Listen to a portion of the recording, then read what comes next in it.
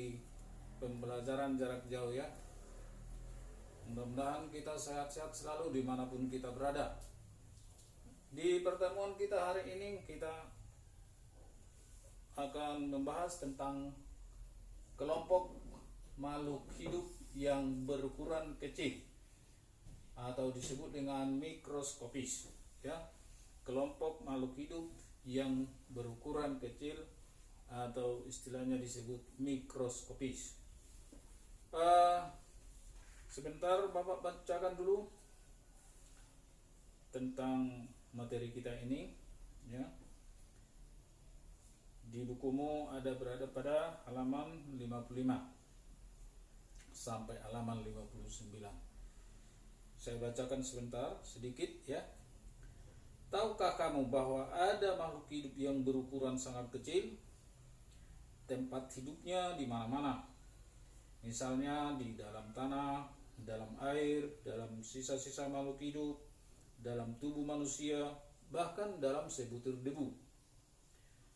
Pada gambar 218 halaman 56 berikut kamu dapat melihat bakteri Escherichia coli yang dilihat dengan mikroskop elektron, yaitu bagian A, dan bagian B-nya dengan mikroskop cahaya menggunakan pewarna kram. Pada pengamatan makhluk hidup yang berukuran kecil, kamu memerlukan alat bantu yang disebut dengan mikroskop. Sebelum memulai kegiatan ini, sebaiknya kita mempelajari terlebih dahulu tentang mikroskop dan bagaimana cara menggunakan mikroskop tersebut. Nah, sekarang Bapak ingin menunjukkan mikroskopnya dan sekaligus memperkenalkan bagian-bagian mikroskop tersebut ya, dan bagaimana cara penggunaannya. Baik, ini saya ambil mikroskopnya, ini dia ya. Ini dia, kita letakkan di atas meja dengan posisi tidak goyang-goyang ya, tidak mereng. Baik. Jadi bagian-bagian mikroskop ini ya, bagian-bagian mikroskop ini dimulai dari bawah ya. Dimulai dari bawah. Ini dia. Ini namanya alas mikroskop atau kaki ya. Alas atau kaki. Fungsinya adalah tempat tumpuan mikroskop ini. Tempat berdirinya mikroskop. Jadi seperti ini ya. Jadi kita meletakkan mikroskop seperti ini. Ini di bawah, ini makanya disebut alas atau kaki ya. Kemudian yang ini disebut pegangan atau lengan mikroskop ya. Pegangan atau lengan. Apa fungsinya?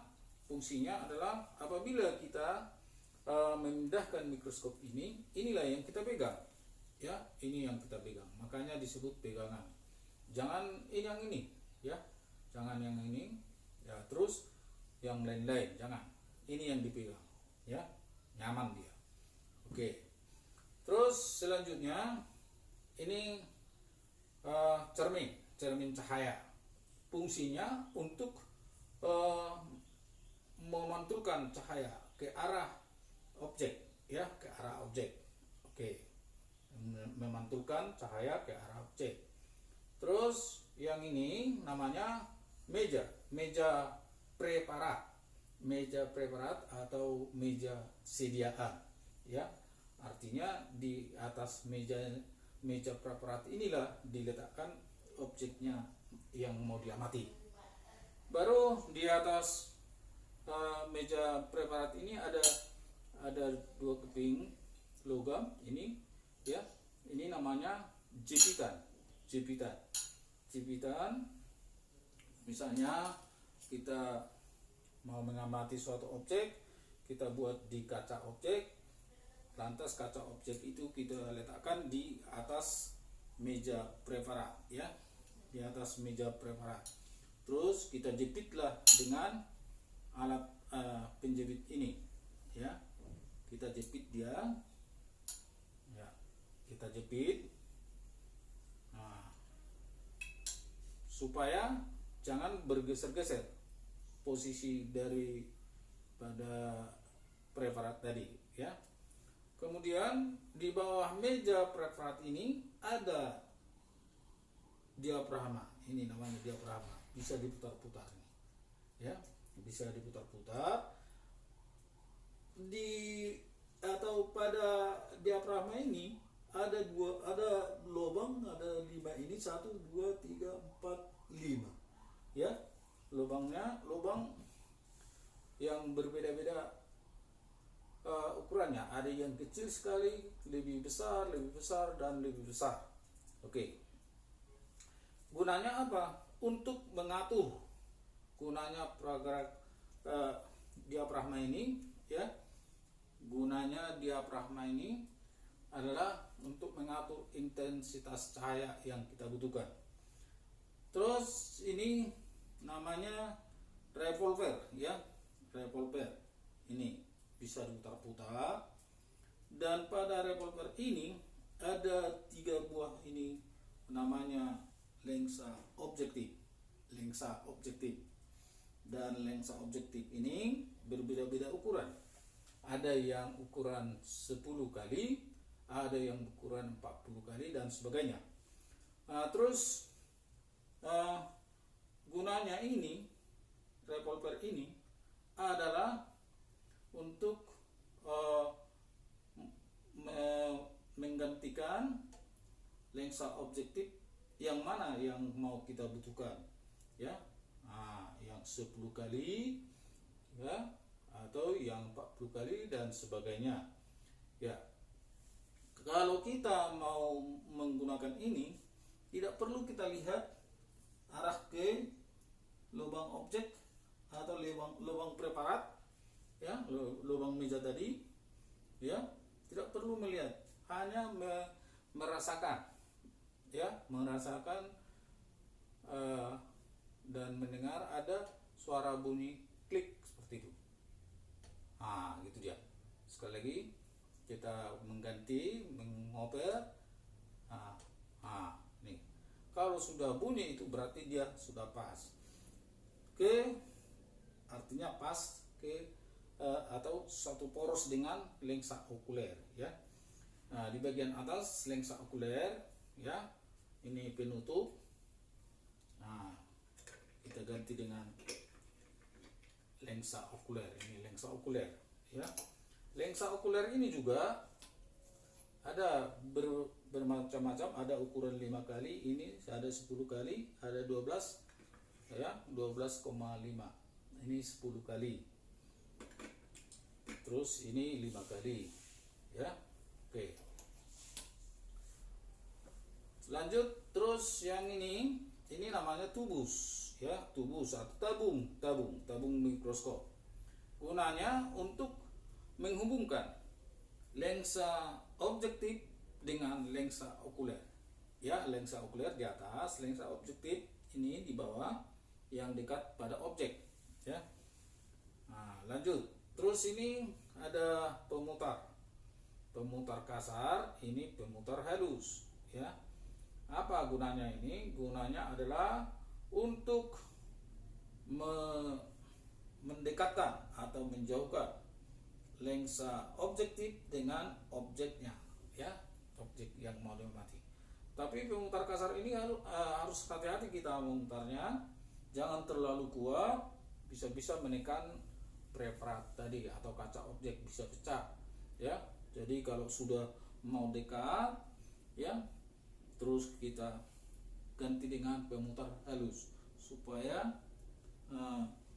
bisa nyaman. Terus selanjutnya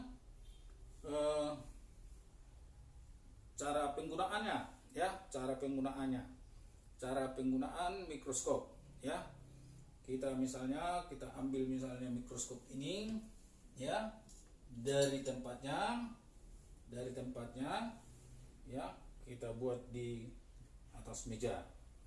Setelah itu ini kita tarik, kita rubah posisinya supaya enak untuk mengamati. lengannya ditarik, terus kakinya ditekan, bagian depannya ditekan. Nah, begini ya. Oke. Baik. Terus kita lihat apakah sudah terang atau belum. Kalau masih gelap berarti cahaya belum masuk. Ya. Cahaya belum masuk. Nah, bagaimana cara melihatnya? Kita arahkan cermin cahaya ke sumber cahaya.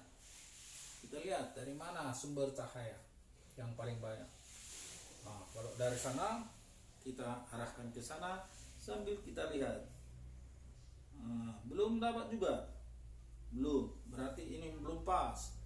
Belum pas dia. Kita ganti, kita putar. Oke.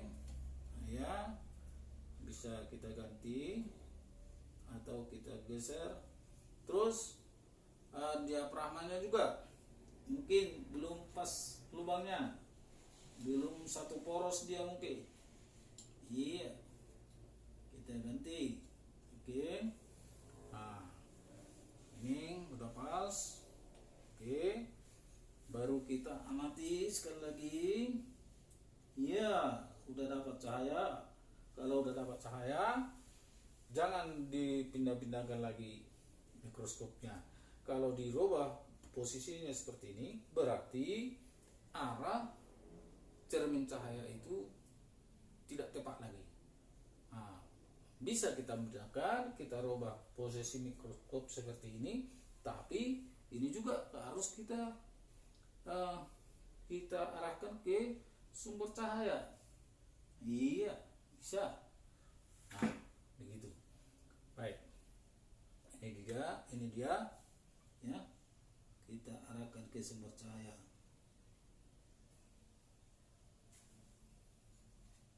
Oke, udah terang. Baik. Jadi kalau sudah selesai. Oh, maaf. Preparatnya belum kita masukkan ya, preparatnya belum kita masukkan. Baik, kita sediakan preparat atau sediaan yang mau diamati ya. Misalnya ada sesuatu objek yang mau diamati ya. Ini misalnya objeknya ya, kita buat pada kaca objek ya. Nah, terus kita tetesi dengan air ya, dengan pakai pipet ya. Kita tetesi cukup 1 tetes. Iya. Apa gunanya air itu? Gunanya adalah untuk memperjelas bayangan daripada objek. Nah, setelah ditetes dengan air, kita tutup dengan kaca penutup ya. Kita tutup dengan kaca penutup. Kenapa? Supaya jangan bergeser atau supaya jangan jatuh objeknya. Baru ini namanya preparat ya, atau sediaan. Artinya objek mau diamati ya, kita letakkanlah di atas meja preparat ini ya. Kita buat posisinya pas objeknya di lubang meja preparat. Terus setelah itu kita jepit supaya jangan bergeser-geser preparatnya. Baru kita amati ya, baru kita amati ya. Kalau belum dapat, kita coba kita dekatkan lensa objektifnya dengan pemutar kasar. Sudah hampir dekat, kita pergunakan pemutar halus. Nah, begitu caranya. Nah, setelah selesai kita mengamati, baru kita kemasi lagi, kita bereskan, kita bersihkan mikroskopnya supaya kita simpan ya. Pertama sekali kaca objeknya kita bersihkan ya. Kita bersihkan, kita lap ya. dibersihkan dengan kertas tisu ya. Ini kaca penutupnya dilap dengan pelan-pelan karena ini kaca penutupnya halus ya, tipis ya, tipis, mudah pecah.